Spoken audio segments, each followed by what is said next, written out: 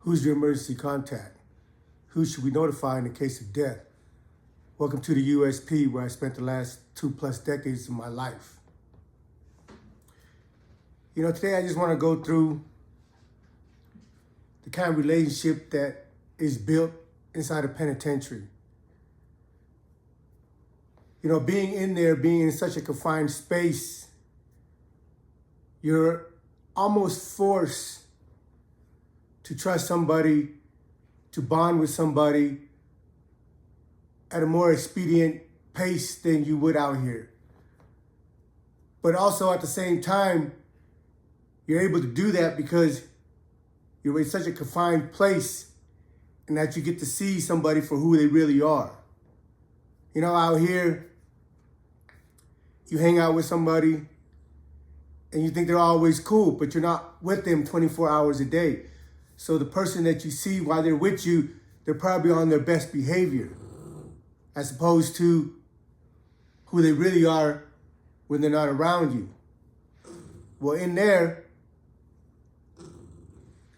you're who you are. 24 hours a day, somebody sees what you're doing. There's no secrets in the penitentiary. Everybody hears what's going on with you, what you've done, what bills you owe. Anything and everything is out in the open. Some people think that they're discreet, slipping into somebody's door, putting a towel up. But everybody knows this is a homosexual. So if you're slipping inside the door and putting your towel up, well, everybody's gonna assume that you're doing everything but having a conversation. My point is just that there's no secrets in the penitentiary. Today I want to share with you about my homeboy Tuan Pham. He's Vietnamese. Now, me being Cambodian growing up, the way I grew up, we always had not a hatred, but a bias and even racism towards the Vietnamese and them towards us and every other Asian group. Everybody thinks only white people can be racist. It's not true.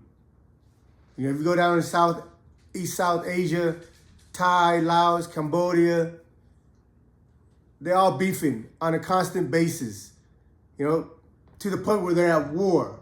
So if we're at war down there, inside the city, inside the country of each prospective race, you're going to start building some type of bias, some type of animosity towards the opposition. It's only natural. Your country is going to push that propaganda on you because they want you to have a sense of patriotism and to have some type of hatred towards the enemy. But everything with war, it has nothing to do with us.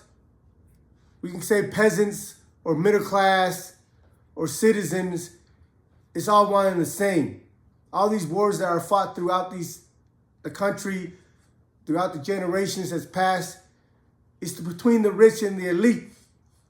But we're the pawns doing the dirty work. We're the pawns that's dying out in the field. But yet, we continue to get brainwashed with patriotism, with pride of our own race and group and class, where at the end of the day, man, we're all people trying to make it in this world. But before I get distracted, my homeboy Pham, just to give you a little background, he's serving a 65-year sentence. He got 11 years for the robbery, but 54 years or 50 plus years for the firearms that he used in those robberies.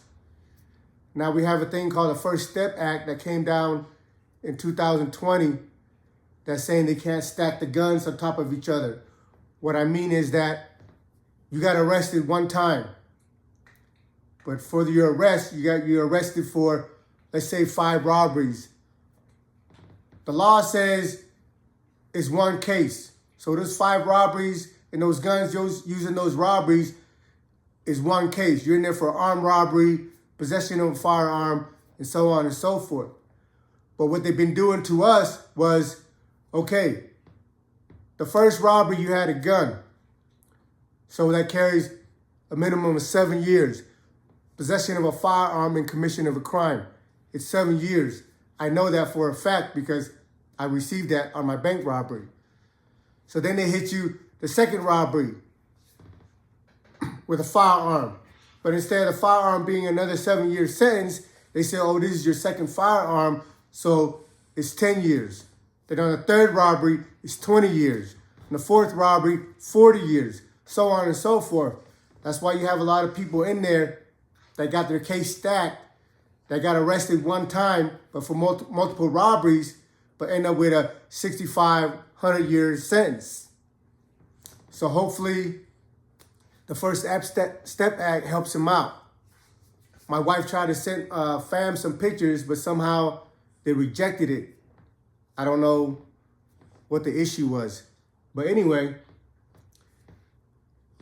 I'm sharing this story with my homeboy Pham is because, like, I don't know, I guess you could say he's an introvert. He sticks to himself. So when he sticks to himself, a lot of people are put off it thinking that he's not affectionate. Well, he's not. He's really not affectionate. He's what you might call a sociopath. I think there's a difference between a psychopath and a sociopath. He doesn't really care about the people around him as far as if they like him or if he want to be their friends. But at the same time, he always conducts himself with integrity. Every time you do business with him or anything like that, you can be assured that everything's always going to come out right, especially on his end. I met him when I got to Atwater. And like I said, when I first got to Atwater, we were homies as in their one car, but there was no unity, there was no love.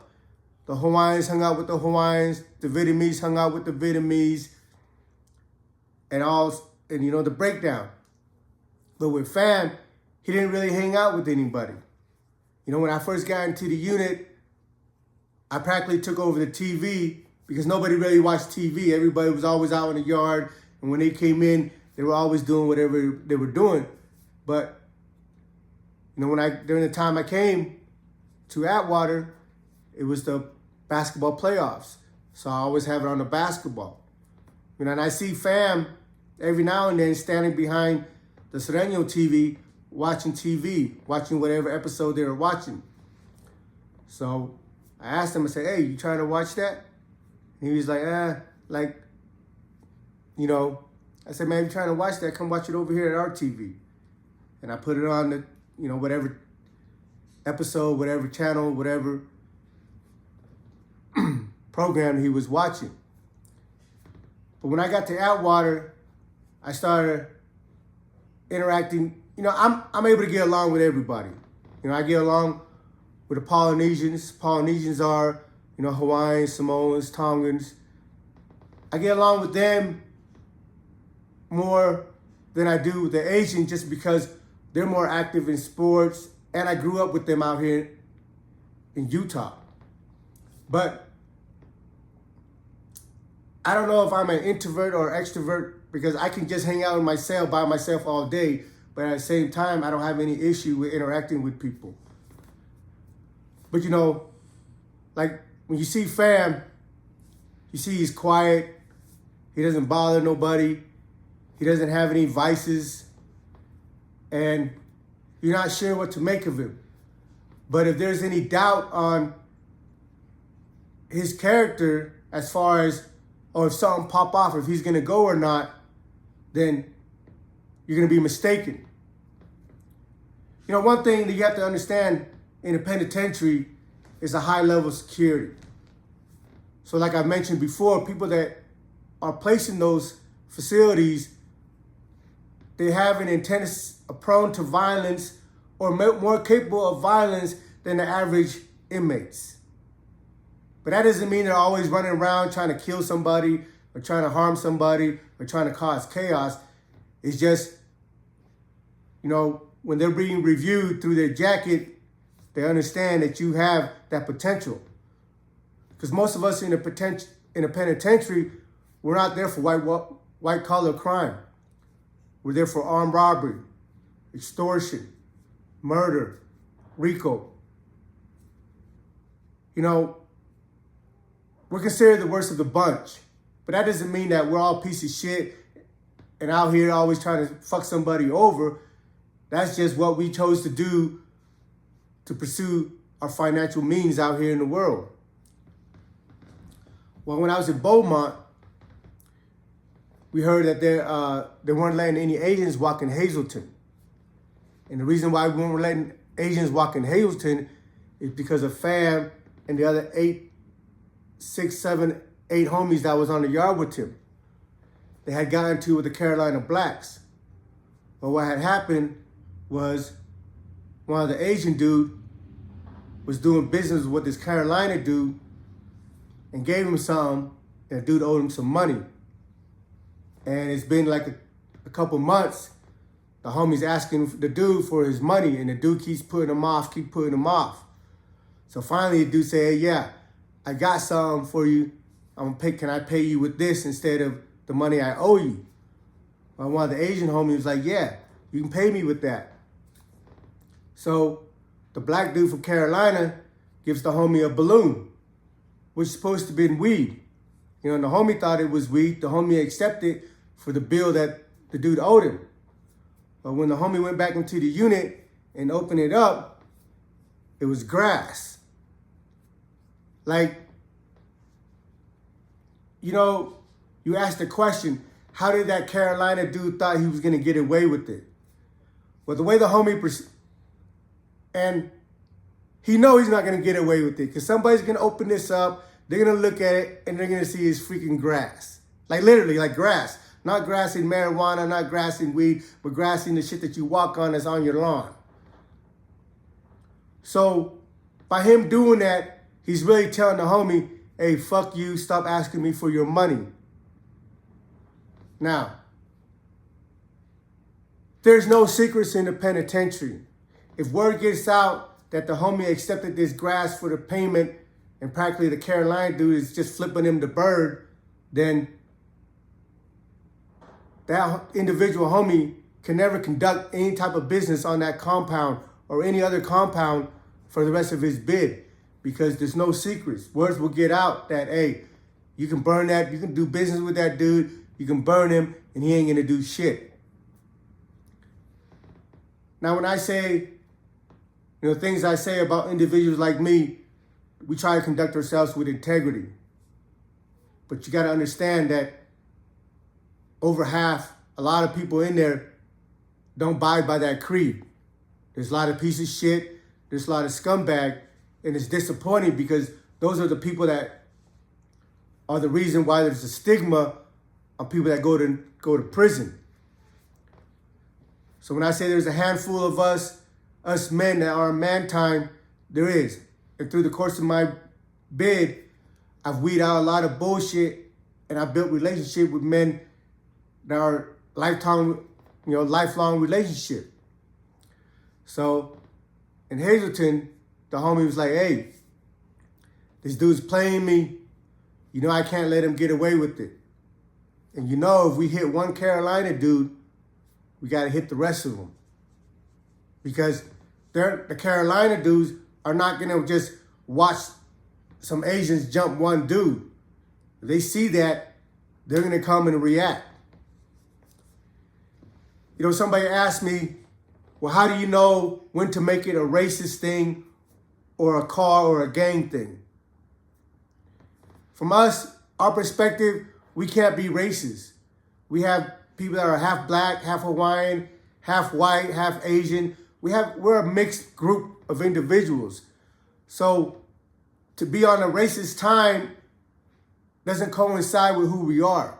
So anytime we get into a confrontation with someone, we try to keep it in a box.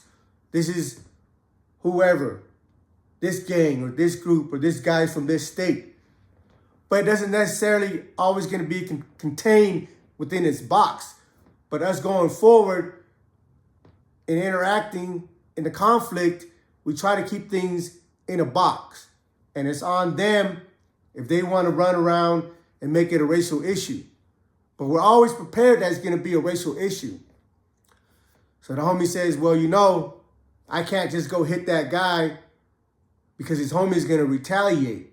Because if you don't get the green light to hit somebody, then the group that the guy is associated with is not going to let that shit ride, because they're going to feel disrespected that you didn't come to them with the issue and let them resolve it.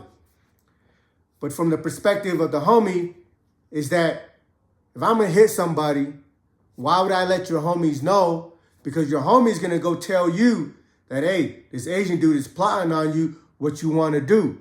One, it gives them a chance to group up and move on you before you're ready.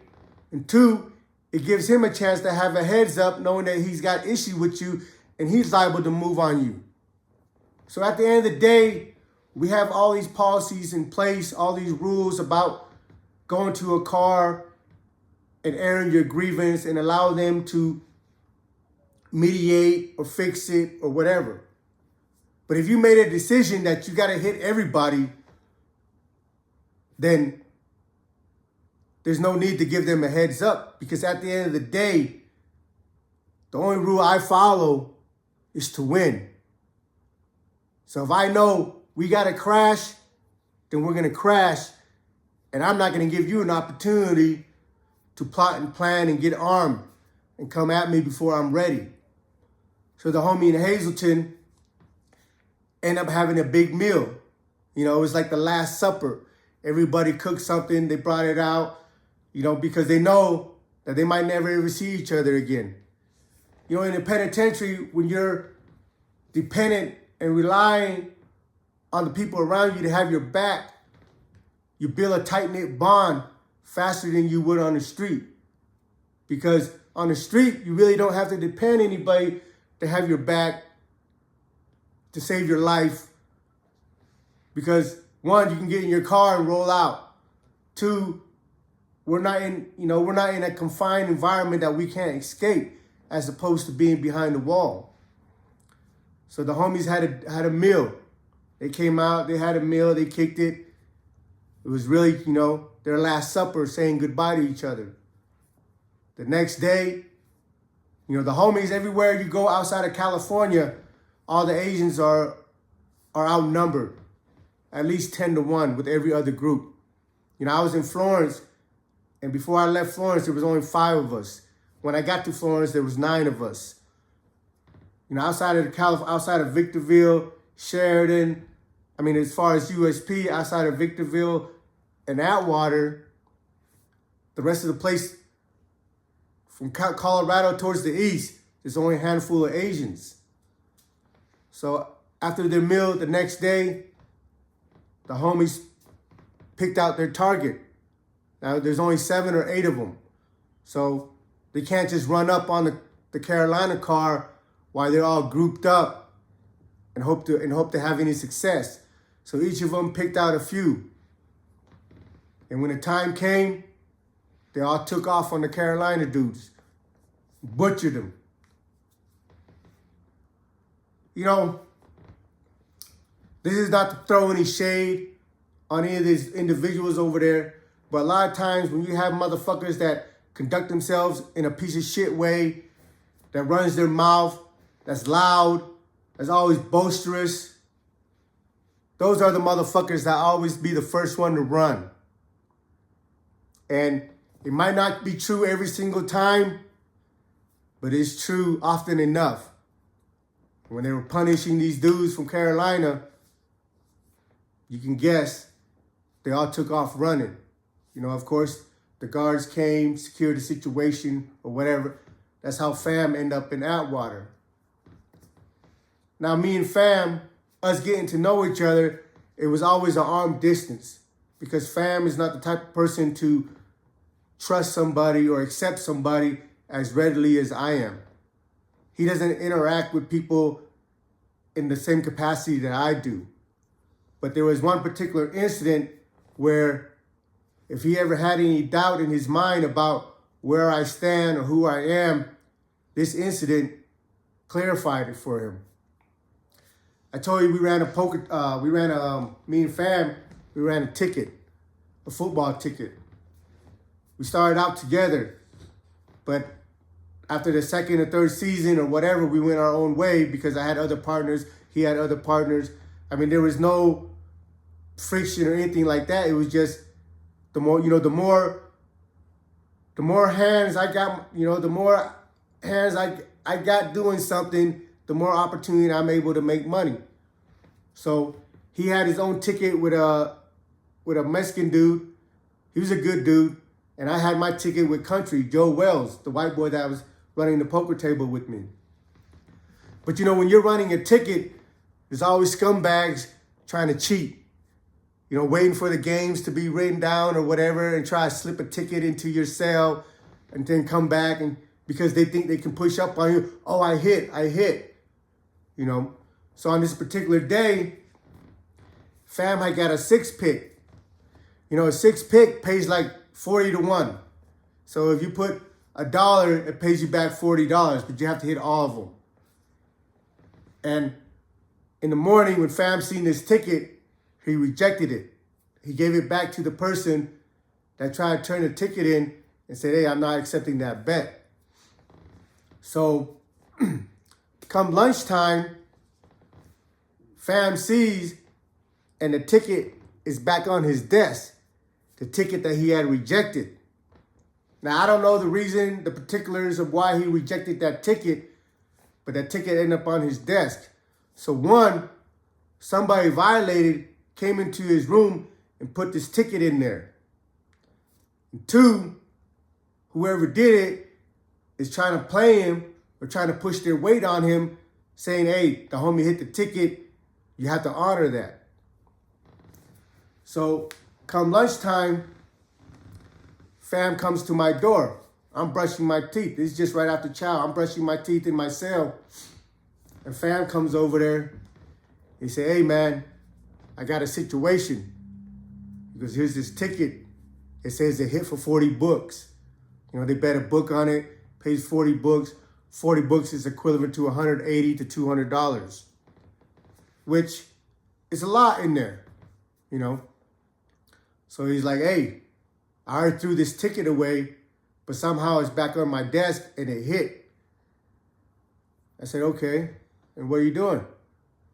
He goes, I'm not going to pay it. I said, all right. So, I'm brushing my teeth while he's talking. I said, all right, so what you want to do? He said, man, I'm not going to pay it. I'm going to go holler at this dude. So, I'm torturing him a little bit because, he's prideful. I said, why don't you just ask me? I know what he wants to do. He wants to, but he doesn't want to say it. He just wanted me to volunteer. Like, yeah, I'll ride with you.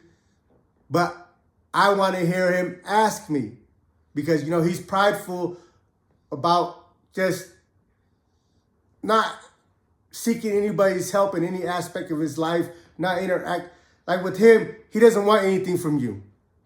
And in return, he's not going out of his way to do anything for you either. He's just more to himself. So I'm brushing my teeth and I tell him, look, man, just ask me. I'm playing with him. I'm torturing him a little bit. I said, go ahead. I'm listening. And finally, after he's, after about 30 to a minute of silence, he said, hey, can you come with me? I rinse out my mouth. I put my toothbrush down. I said, of course I'm going to come with you. Was that so hard? He chuckled a little bit. And then he tells me, hey, I got 2 knives. He goes, which one do you want? I said, well, what's the difference? He said, well, one goes off in a metal detector, the other one don't. I said, well, duh, I want the one that don't go off in a metal detector. So he gives me a knife. He takes a knife. Our plan is, we don't know who slipped the ticket into the room. So our plan is, whoever comes and claims that ticket it's the guilty party. Pham already made up his mind that he's not paying this. So there's no need for a conversation.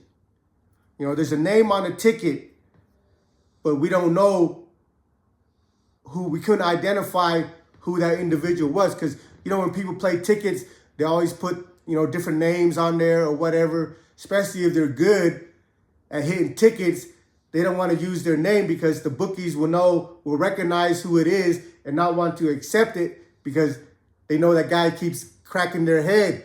So people change their names around. So we don't know who this ticket belongs to, but our objective is that we're not paying this. So whoever comes and claims this ticket, there's not going to be a conversation. So we go out to the yard.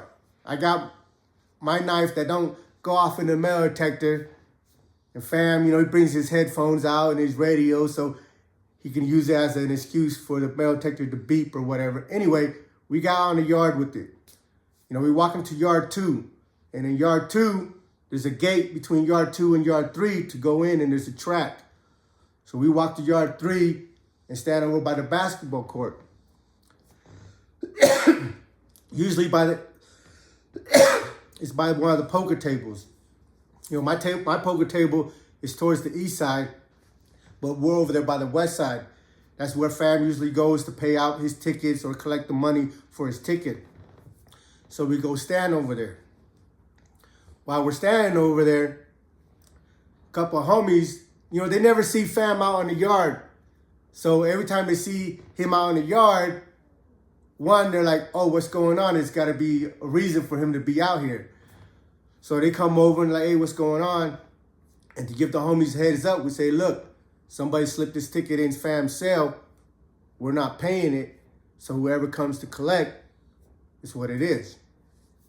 Well, while we're there sitting there waiting, they had Talib. He's a Muslim dude, but he's in my block. He comes over to me. He's like, hey, man, what's going on? You know, being in the block, when something happens, you have your usual suspect. Who has access to what, who sits close to the cell or the TV or the object that's in question or whatever. So you can kind of guess who is part of the conspiracy and the guilty party. So Talib comes over there because he knows something's up. I've never asked him, but I know he has something to do with that ticket. But if I can't prove something and he didn't ask for the money, I'm not going to move on him. So when he comes over, he's like, hey, what's going on? I say, hey, some bitch motherfucker tried to slip a ticket into the homie's cell. We're not paying it, so we're waiting for whoever's come to collect to butcher his bitch ass. Now, I say that because I know what it is. I know that this dude has a guilty conscience.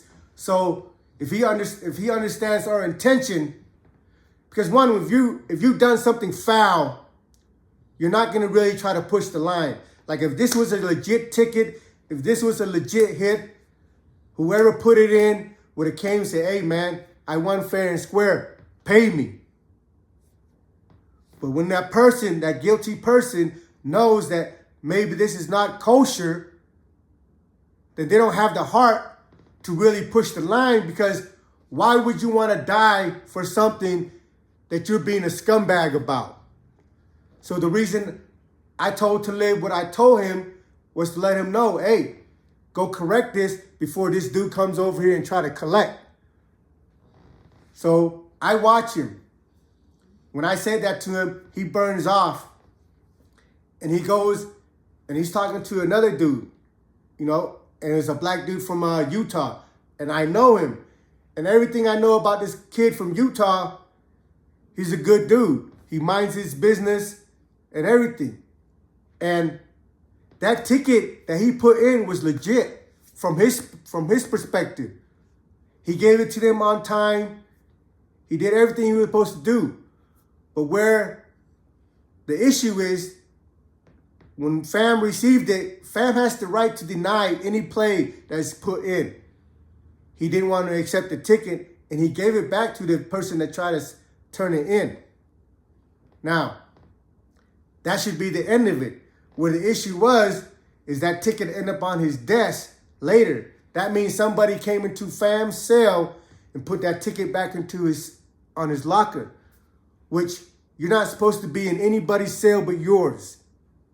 If you're not invited, if you haven't been given the permission to enter somebody's space, you don't do that, period. That's a violation in itself.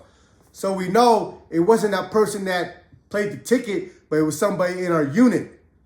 And Talib was in our unit. So I see Talib go over there and talk to dude. I don't know what they said because we're a distance away. But after a few minutes, Talib comes back. He said, hey, man, I explained to dude that that ticket was voided this morning before the game started. So that ticket's dead. You know, I looked at him. I have my suspicion that he's a guilty person. But, you know, and I liked that individual, Talib. But, you know, I try to emphasize to people out here on the streets, they always tell me stories about how their good friends were always reliable, were always dependable, was always there, generous, and then one day burned them. They're like, man, he was just such a good dude. I don't know why he wanted to be a scumbag that day. What I tell him was that person was always a scumbag. He just never had an opportunity to be a douchebag. You know, all the things that transpired leading up to him when he fucked you over wasn't worth him revealing himself. So he played the loyal friend. He played the reliable friend, the trustworthy friend, until an opportunity came where it was worth his integrity, worth you having a negative opinion of him to burn you for whatever he burned you for. A lot of people sell themselves short. A lot of people put a price on themselves. I don't care whether it's $5, $500, $5,000, and so on and so forth. If you put a price on yourself, that's what you're worth. You might gain that monetary gain in that instant. But just like in the penitentiary, like out here in the real world, there's no secrets. Once people find yourself that you're a penny-ass dude, then that's where they're going to put you, and that's the box you're going to stay in. So that moment, that instant gratification because you came up by burning somebody, that could be detrimental to you for the rest of your life. Because if you burn me on some crumb, or if I hear you burn on somebody on some crumbs, there's no way in hell I'm ever going to trust you with anything important, with anything of some natural value. But, you know, the point of this story was sharing you about my homeboy Pham, Tuan Pham. You know, after that, we became close. Not that we were huggy or kissy or more intimate in our relationship. It was just we have an understanding that he understand that if you're the homie, I'm going to back your play. If you're in the right, I'm going to stand right next to you. Hell or high water. Welcome to USP.